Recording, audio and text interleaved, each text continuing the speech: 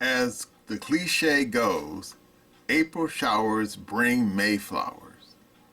But usually what comes after is the heat and dryness of summer.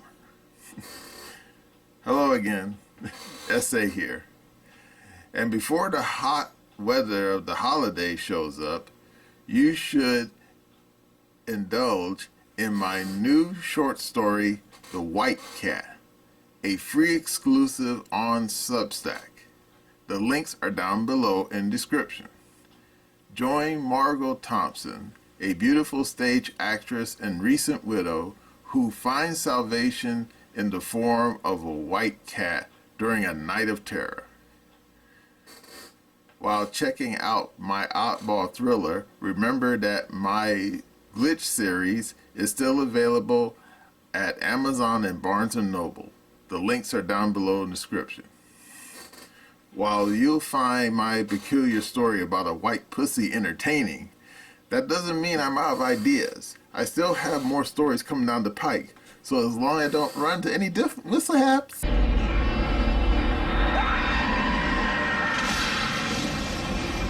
you'll see those stories as well. Now let's get back to the video. Hello again, SA here. Anyone who has ever owned a business or even ran one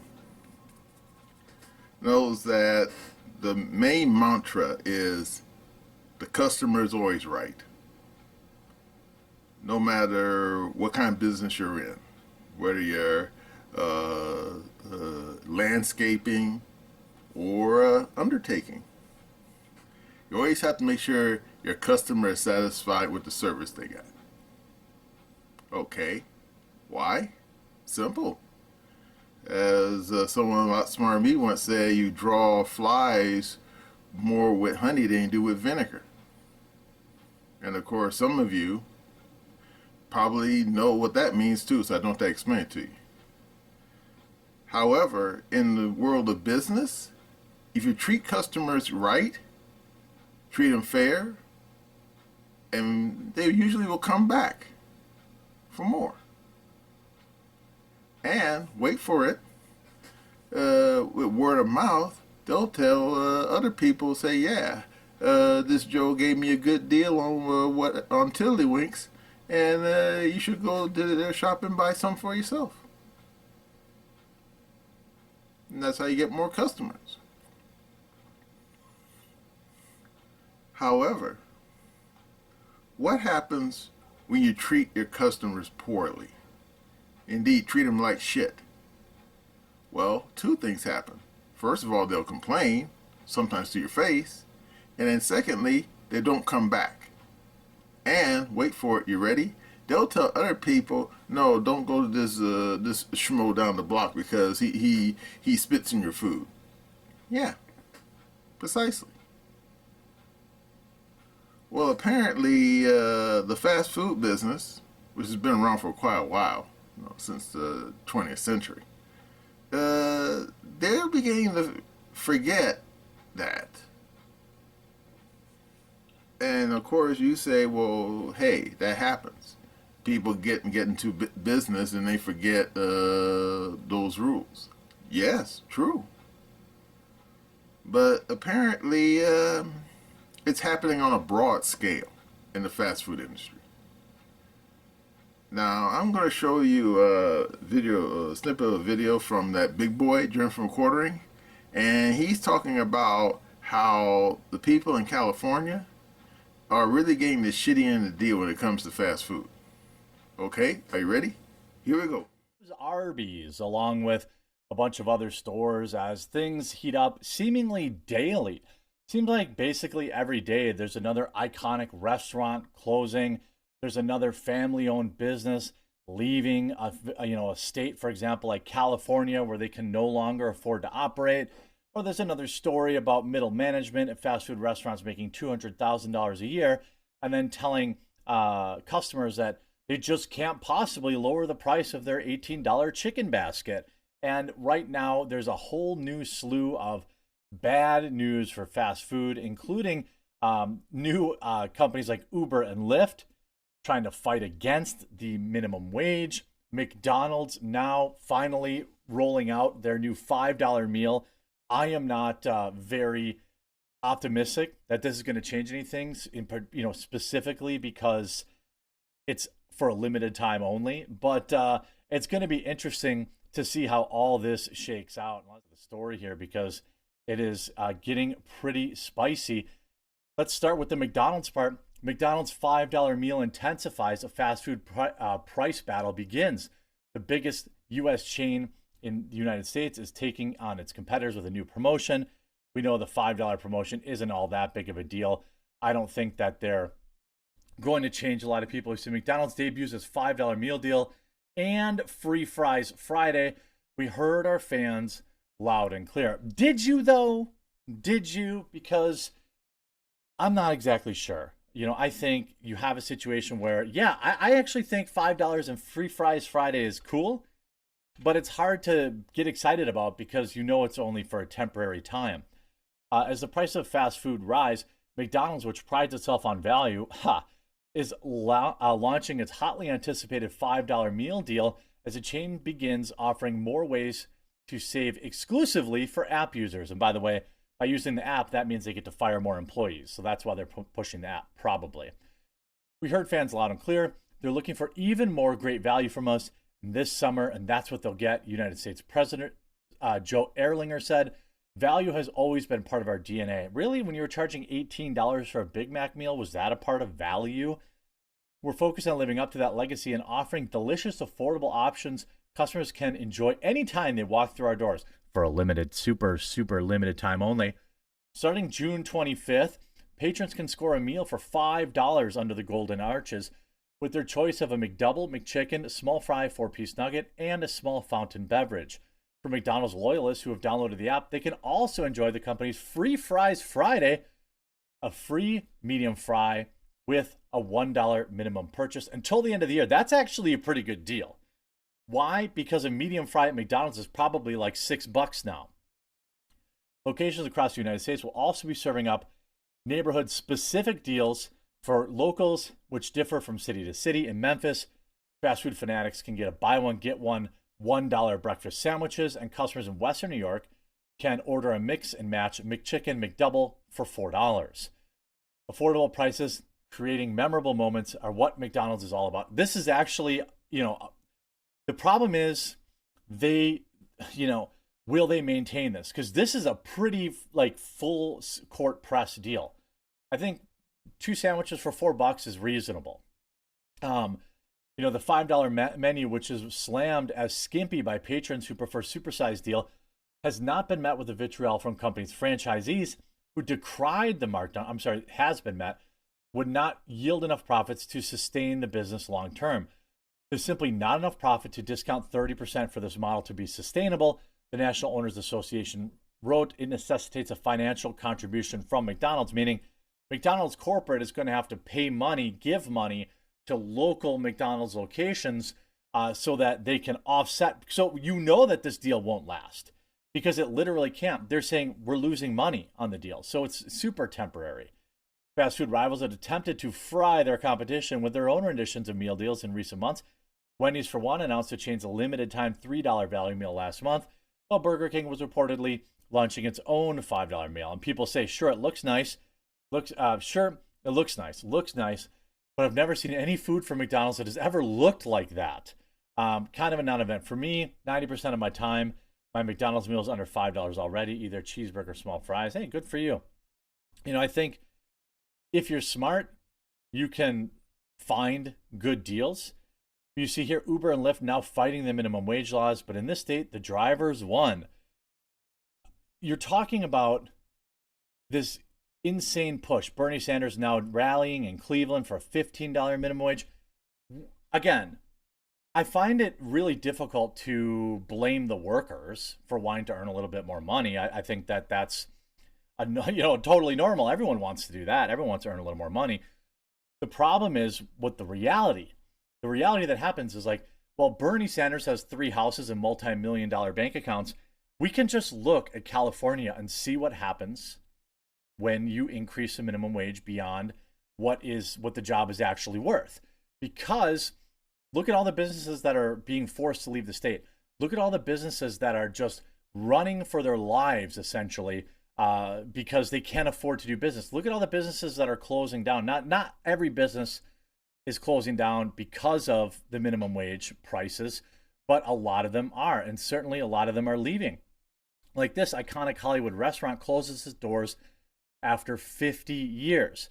The woman who ran one of America's most famous diners for 55 years has blamed the lockdowns, corporate overheads, and California's minimum wage hike as it shuts its doors for one last time. Marilyn Leviton, 91, opened Arby's on Hollywood Sunset Boulevard in 1969, and his 10-gallon hat sign became a landmark on the Strip, drawing in millions for the taste of its roast beef sandwich. But diners were greeted with a sign reading, "Farewell, Hollywood.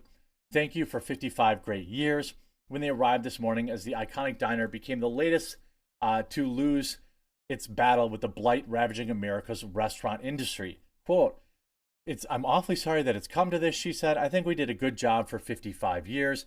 Marilyn was a 34-year-old elementary school teacher when she and her husband, Mike, moved with their 3 children from Illinois to take the gamble on the new business. The franchise was just 5 years old, but the site at 5920 Sunset Boulevard was close to several major film studios, and the restaurant was the only one on the street to offer a view of the iconic Hollywood sign. Quickly found itself featuring as a backdrop in movies and TV shows, and served as a location for the Emmy-nominated Baskets with Zach Galifianakis. It celebrated its 50th anniversary in June 2019, serving its trademark roast beef sandwich at the original 79 cents. But the sun was about to set on the family-run restaurants. Arby's is demanding more technical equipment, which we couldn't afford, and I don't think $20 an hour wage increase helped either.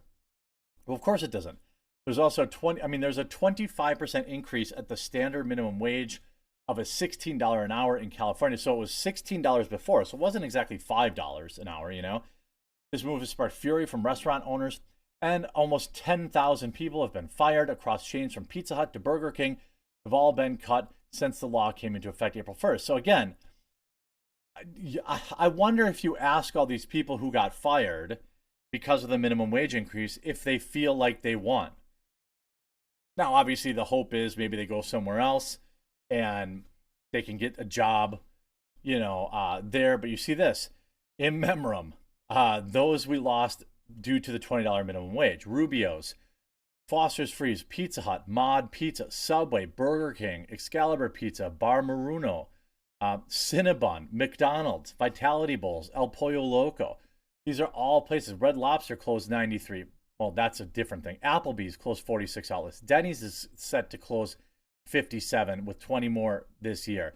News of Arby's exit sparked an outpouring of nostalgia from Californians, including actor Gene England, who worked on Basket. Saw that sign so many times as a kid, he wrote on Facebook. And then it was kind of surreal getting cast in the film, filming there, and playing the head of Arby's HR. I sure do hope that sign will be saved. And that'll be that, all that's left. Relics of a different era. Not every restaurant is supposed to stay open forever. Okay, I get that. But this is, a lot of this is not just the $20 minimum wage. It's also greedy corporations who are refusing to make less money in exchange for allowing value to exist for their customers. So it's not just that. I'm not trying to be like totally out of touch, but it's just another fast food, iconic restaurant that can't survive insane prices. Obviously, inflation is a big part of this. The McDonald's meal deal, desperation move, I think is good, but it's only going to be as good as long as they keep the deal going, because the second they get rid of the deal, we're right back to $12, $13 extra value meals, which doesn't really help anything.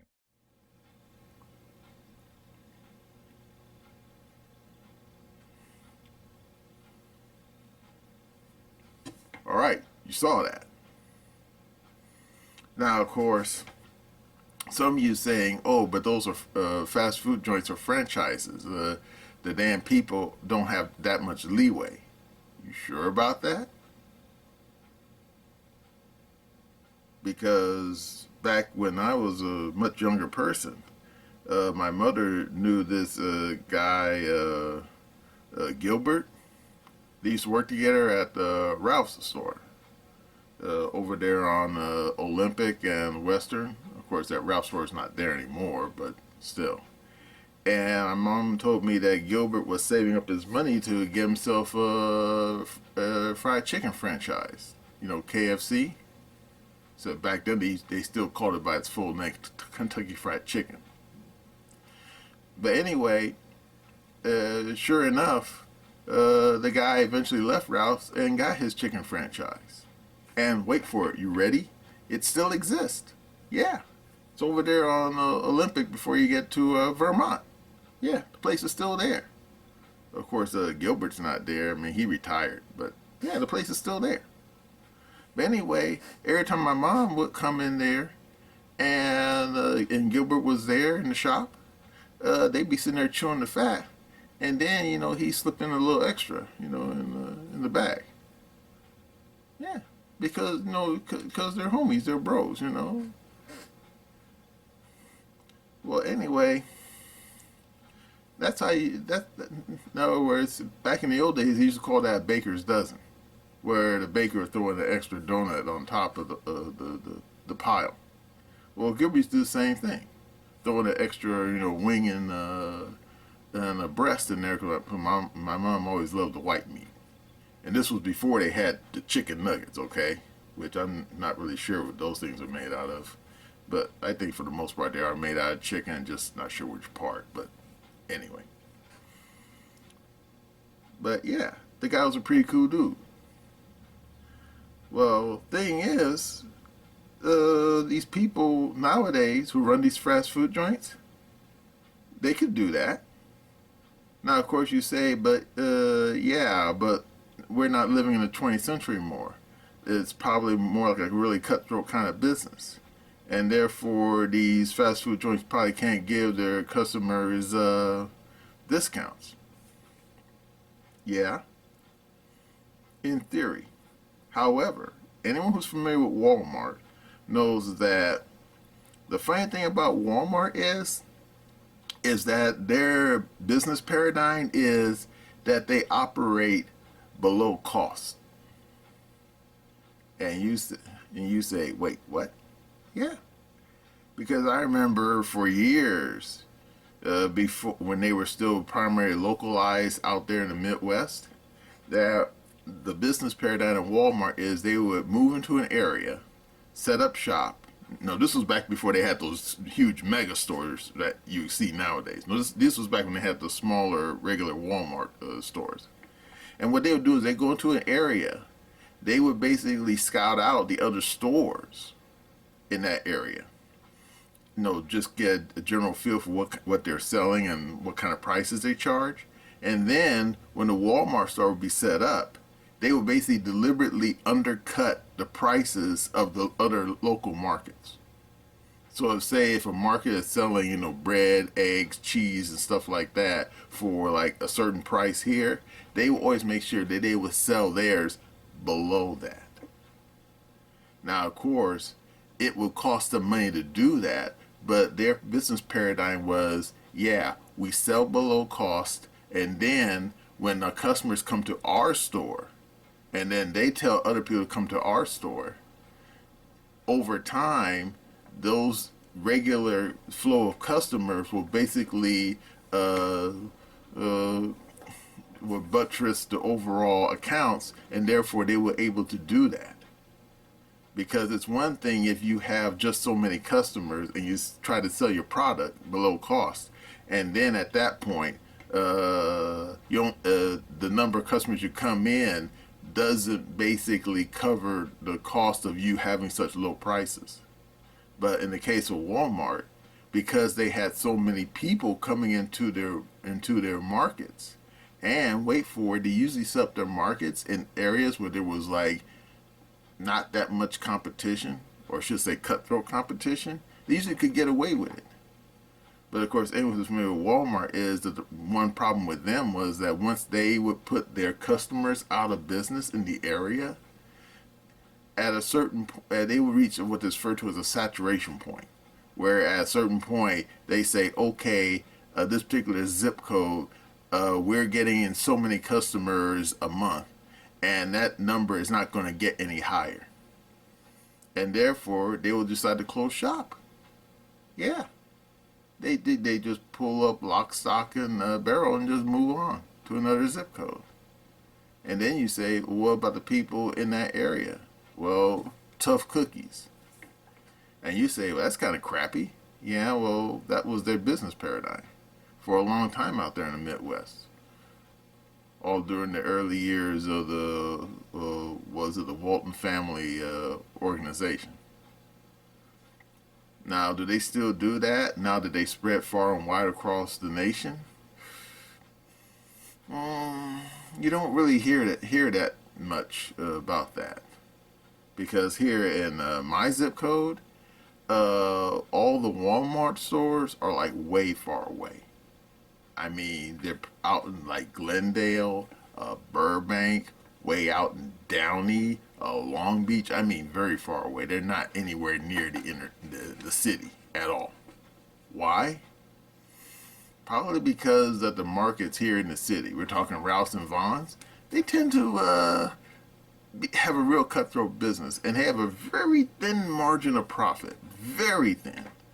Which means they will drop prices on certain items, but then other items they like really jack up the price. I mean, have you gone into a Rouse or a Vaughn's and looked at the meat section? Oh, yeah. Yeah, talk about going into debt just to buy a couple of pounds of ground beef. No joke.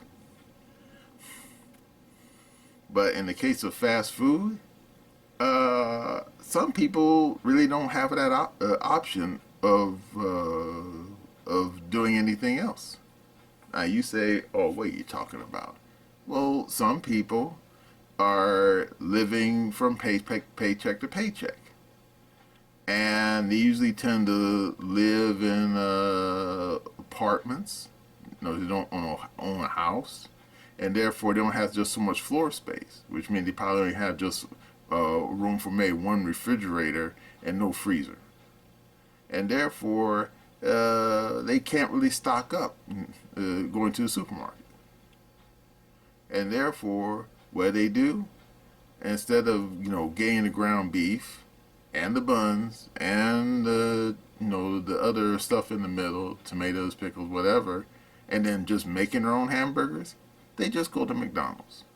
Now, of course, back in the 20th century, you could do that, and it wasn't expensive. Because back when I was a kid, my father used to take me and my brother to the damn McDonald's, the one over there on Western, before you get to Venice, and he would get himself a couple of egg McMuffins, and he would get me and my brother, some pancakes, with that weird sausage patty looking thing. And he would spend less than $20. And of course, anyone's been paying attention recently in California, yeah, see if you can get anything close to that for under $20. I'm thinking, no. Now, could the franchise lower the price and sell that stuff at cost? In theory. But because the fast food environment, particularly in a place like California, is such cutthroat, you could only probably do that for a brief period, and it would definitely cost you a lot of money. And, of course, wait for it, if you saw in that video, because they changed the law in California, where these knuckleheads in Sacramento are basically trying to make burger flippers a middle class, give them a middle class wage. Well, anyone who's ever run a business knows that at a certain point you can't pay those high salaries for a business that has such a thin profit margin. I mean, we're not talking about Lockheed Martin over here, where you can afford to pay people, six figures, annually easy, because you're basically a military contractor and you have multi-billion-dollar defense contracts with the federal government, and sometimes with foreign governments. Yeah, anyone who's read the paperwork on the F-35 knows a lot about that. But guess what? McDonald's, Burger King, Taco Bell, they're not a defense contractor. Therefore, they can't pay some highfalutin salaries to people who are basically flipping burgers or putting together those damn crunch wrap burritos, or oh my God, as you saw in the big boys video, slicing that damn roast beef from Arby's sandwiches. Because back when I was a kid, yeah, we went to Arby's, and I have to admit it was pretty good.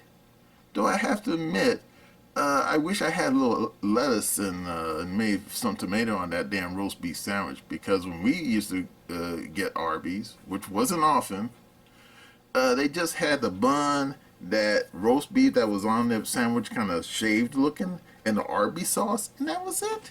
No lettuce, no tomato. And I'm thinking, it tastes good. But I say, you know what, we should have some lettuce and tomato on that sandwich. Just saying. So now all these damn people are going out of business. And, wait for it, you ready? All those fast food workers who thought they were going to get like a middle class salary, they're getting the unemployment line. So, thanks a lot, Gavin Newsom. Thanks a lot for nothing. So, what's going to happen now? Well, if these knuckleheads up there in Sacramento had any brains, they would basically rescind that law. Because right now the economy is pretty bad. And despite what the knuckleheads over there on CNN and NBC are trying to tell you, no, the Bidenomics is not good for the economy. Unless, of course, you're some overpriced newsreader over on CNN. I mean, hell, you're getting paid way more money than it's worth, okay? So you're doing just fine. But guess what? Not everyone out there is getting money for nothing and checks for free, okay? A lot of people work hard for the little money they do have. And in the case of California, they can't go to the fast food joint no more. It's too high. So customers get hurt. The damn people who work there get hurt. And it's just one gigantic circle jerk of failure. And it's sad. Didn't have to happen. But hey, it's not that this is going to be the end of fast food forever. I mean, outside of California, people still are using basically the federal benchmark for minimum wage, which I think it's about $8 now. I think. So those fast food joints will be able to continue to run with a thin margin, and occasionally, hand out some like free fries, or maybe 50% offer on a free shake. Like that outfit, Shake Shack, for example, or Five Guys, because I know those franchises are like spread across the country. And of course, the McDonald's joints, oh my God, they're spread all over the world. So believe me, McDonald's, they're not going to be hurting too much if all the fast food joints in California close down because they can't afford the wages no more.